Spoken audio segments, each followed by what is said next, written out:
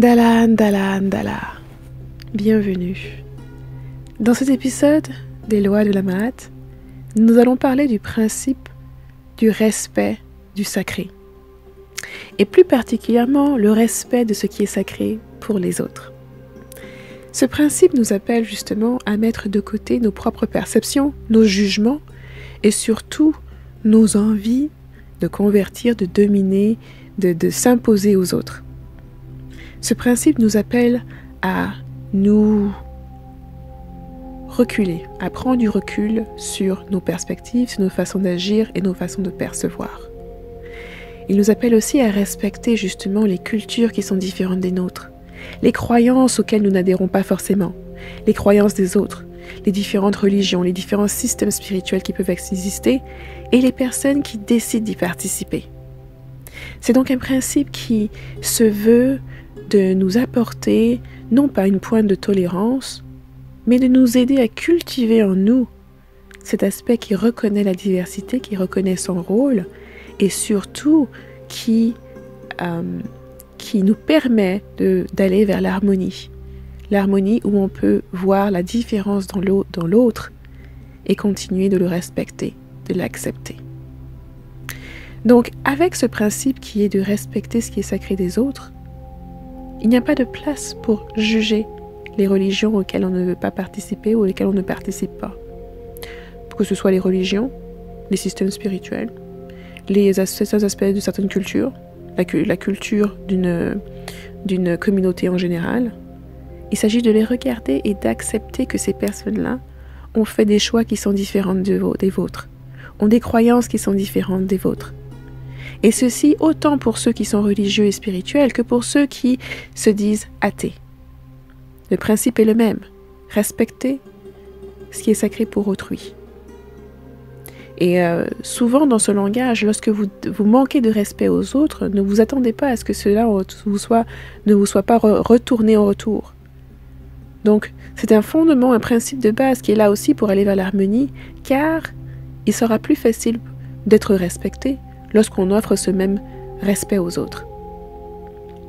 Bien sûr, les lois de la Mahat ne sont pas une imposition. Vous avez toujours le libre arbitre de faire ce que vous voulez. Ce principe, cette série, on en discute pour ceux qui justement sont sur ce cheminement-là. Ceux qui ont décidé justement d'appliquer ces principes-là, de les voir se manifester dans leur vie, essayer de s'en imprégner pour aller vers la meilleure version d'eux-mêmes. Une meilleure version d'eux-mêmes basée sur ces outils que sont la Mahat. Donc pas besoin de vous effaroucher. Si ce n'est pas pour vous, si vous ne raisonnez pas avec ces principes, c'est qu'ils ne sont pas pour vous. Et vous pouvez tout simplement passer votre chemin. Mais la Mahat est un ensemble. On regarde les principes, on regarde ces outils et on les utilise au quotidien. C'est en les utilisant au quotidien que l'on pourra voir justement ces transformations prendre place à l'intérieur de nous. Donc je parle d'abord du monde extérieur, des autres religions, des autres cultures, du fait justement de respecter le fait que quelqu'un est chrétien, musulman, hindou, peu importe la tradition ou la religion, de respecter les croyances des autres et de respecter ce que eux ils voient comme sacré. N'allez pas sciemment, avec malice, manquer de respect, ignorer, avec sarcasme parfois, faire des commentaires blessants, déplacés. Ce genre de comportements n'ont pas lieu d'être et ne sont pas à votre avantage. Ils ne vous apporteront rien de bénéfique. Et c'est pour cela que je dis souvent, il est bien mieux de se concentrer sur son propre cheminement. Cela vous donnera bien de choses à faire et vous n'aurez même pas le temps de critiquer les autres ou de manquer de respect aux autres, du moins sciemment, consciemment ou de façon malicieuse. Cet appel, donc, vous centre en partie sur votre monde externe, en termes des interactions que vous pouvez avoir avec des personnes de d'autres cultures, des personnes de d'autres religions, de d'autres systèmes spirituels, mais aussi tout simplement de personnes qui pensent différemment de vous. Donc lorsque vous rencontrez quelqu'un qui pense différemment de vous, vous ne devez pas aller immédiatement dans un mode de débat, dans un mode de confrontation, dans un mode de compétition. Il s'agit ici de tout simplement accepter que quelqu'un d'autre puisse être sur un chemin qui est différent du vôtre, puisse penser d'une façon qui est différente de la vôtre. irrespectivement de ce que vous pensez du contenu ou de leur cheminement.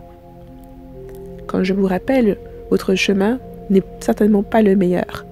Il n'est le meilleur que pour vous, parce qu'il s'agit du chemin que vous avez choisi pour votre vie, pour votre propre épanouissement. Cependant, votre chemin ne pourra jamais être le meilleur chemin de quelqu'un d'autre. Parce que cette personne ne pourra jamais se retrouver sur votre chemin, avoir vécu les mêmes expériences que vous, avoir eu les mêmes perceptions et les mêmes ressentis. C'est cela qui devrait vous aider à percevoir que vous ne pouvez vous mettre sur un état de supériorité ou même d'infériorité. Les chemins sont différents. Vous êtes des individus différents. Vous allez avoir des ressentis, des perceptions qui vont être différentes. Bien sûr, il y a des moments où on retrouve des communalités avec certaines personnes. On retrouve des expériences qui sont similaires et on peut échanger sur ces bases-là. On peut aussi apprendre les uns des autres, notamment à travers cette diversité et ces différences. Mais il ne s'agit pas ici de savoir qui est le meilleur, d'essayer de convaincre quelqu'un d'autre, à moins que cette personne-là ne vous ait demandé justement ces informations, à moins que cette personne-là ne soit justement sur une quête d'expansion et d'apprentissage vers d'autres systèmes et d'autres façons de voir les choses. Mais là encore, il ne s'agit jamais de supériorité ou d'infériorité. Il s'agirait alors dans ce cas de partage, d'enseignement, de sagesse, de connaissance. Et donc, avec ce principe de respecter ce qui est sacré aux autres, on avance vers l'harmonie. On avance depuis un endroit en nous-mêmes où on veut tendre vers l'harmonie. On veut être capable de pouvoir vivre avec les autres, même si ceux-là ne partagent pas les croyances que nous avons. Et donc, quand on regarde du monde extérieur, on va se dire justement des exemples les plus flagrants est justement de respecter la religion des autres.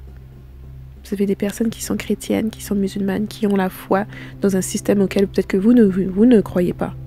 Vous devez néanmoins respecter ce que eux disent sacré dans leur religion. C'est un principe qui vous est demandé de la Ma'at. Dans le dernier épisode sur agir et parler avec sincérité, je vous disais justement qu'il était important lorsque vous regardiez justement l'ancienne Égypte, le contexte de Kémet, où l'empire égyptien s'étendait au-delà des contrées, au-delà de plusieurs nations, qui, chacune d'elles, ont gardé leur culture, ont gardé leurs propres croyances. Ceci devrait vous montrer justement que ces principes de la Ma'at n'étaient pas des principes en l'air, mais ils étaient bien et bel appliqués. On ne forçait pas les gens à se convertir, on ne leur imposait pas notre façon de voir les choses ou des façons de vivre. Ceux qui voyaient du leur en vous observant, en regardant comment vous appliquez et vous vivez, pouvaient être amenés à venir vers vous pour apprendre de cela. Et s'ils le sentaient, si ça résonnait avec eux, ils pouvaient se convertir, mais c'était une démarche dont ils devaient être les incitateurs. L'appel devait se ressentir à l'intérieur d'eux pour qu'ils viennent et non pas de l'extérieur. Et donc ceci est pour vous dire que justement, je vois souvent dans les commentaires des messages négatifs envers les chrétiens ou envers des personnes de certaines religions, où on leur traite de toutes sortes de noms. Pour moi, cette démarche-là n'est pas acceptable. Surtout que beaucoup de ces personnes qui font ça étaient eux-mêmes, à un moment donné, dans ces religions-là. Donc ici, je ne fais pas ce message pour vous blâmer. Le principe de respecter ce qui est sacré pour les autres est ici un outil pour vous aider à avancer. C'est un outil pour vous aider à pouvoir justement vous améliorer au jour le jour. À pouvoir trouver en vous justement cette force de vous occuper de vos affaires, de vous occuper de vous-même. Et surtout pour ceux d'entre vous qui étaient à un moment donné dans la religion, qui ont suivi ces préceptes, qui ont lu ces livres religieux, de respecter aussi qui vous étiez.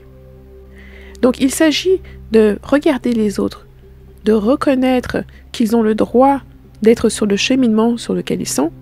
Ils ont le droit de ne pas avoir votre interférence, de ne pas être soumis à vos jugements. Et ils ont aussi le droit de suivre les préceptes qu'ils veulent. Et dans les textes, tous les textes sacrés, et je dis bien tous, ont tous une partie de sagesse, de connaissance importante. Donc, bien que vous puissiez trouver des choses auxquelles vous n'êtes pas d'accord dans certains de ces textes-là, il y a quand même à l'intérieur des morceaux de sagesse, des paroles de sagesse, des recommandations, des leçons qui sont là, des choses à apprendre. Et peut-être seulement sur ce point-là, ça devrait être suffisant pour certains d'entre vous pour avoir cette notion de respect. Maintenant qu'on a parlé du monde extérieur à soi, des autres, des religions, de la culture, des autres, des gens avec qui on interagit, des gens avec qui on est confronté parfois, des gens avec qui on doit parfois travailler avec, parfois on doit échanger, des gens qui parfois entrent et marient dans notre famille, dans notre communauté, avec des perceptions qui sont complètement différentes des nôtres, des valeurs qui sont différentes.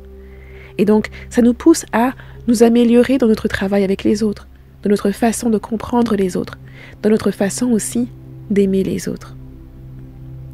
Le deuxième aspect est aussi de regarder ce travail, de faire ce travail. Le deuxième aspect est aussi de faire ce travail à l'intérieur de nous. Pour certains d'entre vous, à un moment donné, vous étiez chrétien, vous étiez musulmane, vous étiez hindouiste, vous étiez d'une foi, d'une religion, d'un système spirituel que vous avez laissé. Certains d'entre vous ne croyaient pas forcément au divin et ont été ramenés sur ce chemin-là ou s'en sont allés de ce chemin-là. Et il s'agit ici de ne pas juger l'ancien vous, de ne pas juger qui vous étiez et de comprendre au contraire que ce cheminement à travers les religions, la culture que vous étiez, que vous avez laissé, est bien le cheminement qui vous a amené où vous êtes aujourd'hui. Donc lorsque vous critiquez par exemple quelqu'un d'une religion à cause du fait qu'ils font partie de cette religion-là, dont vous-même vous aviez fait partie, ce que vous faites en fait est que vous jugez qui vous étiez avant. Dans ce groupe de jugement, lorsque vous pointez le doigt vers cette autre personne, vous pointez aussi le doigt vers qui vous étiez il y a 2, 3, 4, 5 ou 6 ans, ou plus pour certains. Et ça va créer des frictions énergétiques. Parce que la personne que vous jugez réellement n'est pas l'autrui, mais c'est bien vous-même. La façon dont vous jugez les autres, la façon dont vous manquez de respect au sacré des autres, en dit long sur vous. Non pas sur les autres, mais sur vous.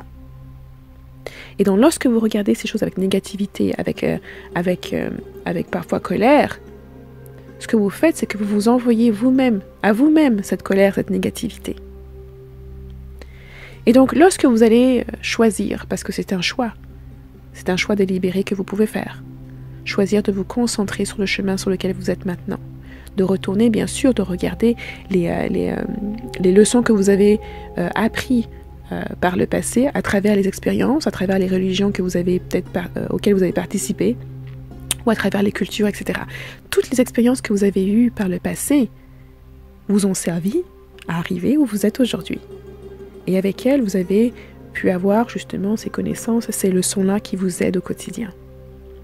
Donc ne soyez pas là pour lancer la pierre à vous-même, pour vous lancer la pierre sur vous-même, mais au contraire pour voir justement quel parcours magique et merveilleux vous avez eu, avec ses hauts, avec ses bas, avec son apprentissage et avec cette transformation que vous avez subie au fur et à mesure qui vous a amené à être qui vous êtes aujourd'hui. Donc, le fait en fait de respecter ce qui est sacré pour l'autre est une sorte de célébration, autant pour valorifier le pouvoir de l'autre à choisir ce qu'il veut, mais aussi pour valorifier votre propre pouvoir à avoir pu faire le cheminement que vous avez fait. Donc c'est vraiment une appel de célébration quelque part, une célébration des cheminements des autres, mais aussi une célébration de votre propre cheminement, ce qui vous a permis d'arriver où vous êtes aujourd'hui.